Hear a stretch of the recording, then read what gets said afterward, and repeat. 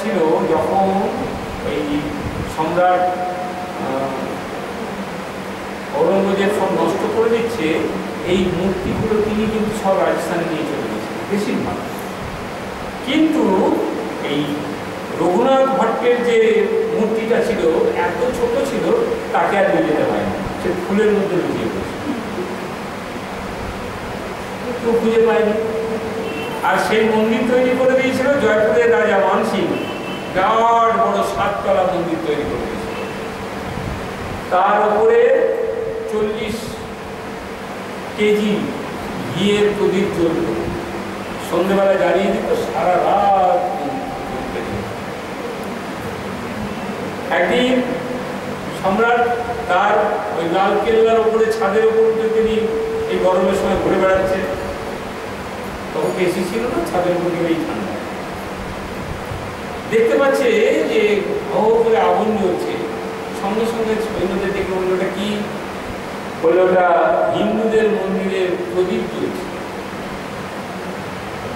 আমার শাসনকালে হিন্দু মন্দিরের প্রদীপ জ্বলে ভেঙে দাও। সঙ্গে সঙ্গে তার কথা অনুযায়ী ভেঙে দেওয়া হয়।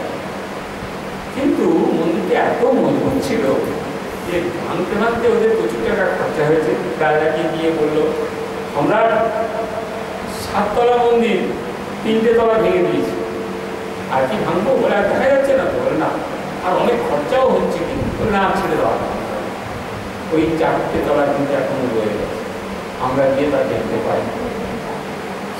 ওই মন্দিরে রঘুনাথ ভট্টের ওই ছোট্ট গোপাল বসে আছে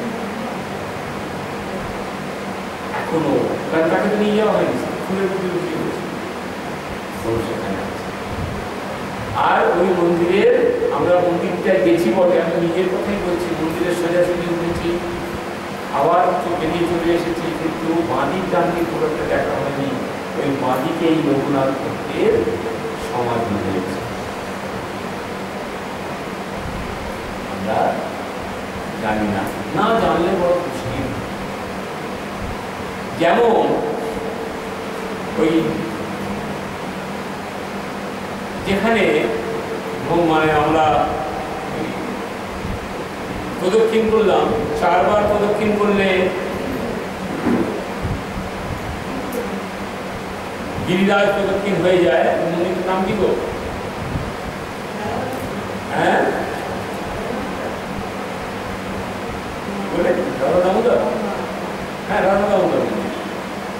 রাধা দামোদর মন্দিরে তো যেখানে নাম হচ্ছিল, ওইখানে কিন্তু এই সনাতন গোস্বামীর সমাধি রয়েছে, রঘুনাথ গোস্বামীর সমাধি রয়েছে, যেখানে আমরা ওই স্নান করলাম। রাধা কুণ্ডের ডান দিকে সাদা মন্দিরটা ছোট্ট, তার মধ্যে অহরহ নাম চলছে, ওই হচ্ছে রঘুনাথ গোস্বামী।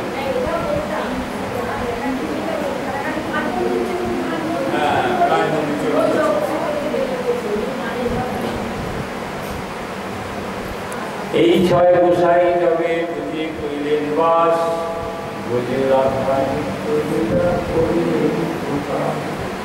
হরি হরায় নমঃ, কৃষ্ণ যাদবায় নমঃ, যাদবায় মাধবায় কৃষ্ণায় গোপাল গোবিন্দ রাম শ্রী মধুসূদন, গিরিধারী গোপীনাথ মদন মোহন, গিরিধারী গোপীনাথ মদন মোহন,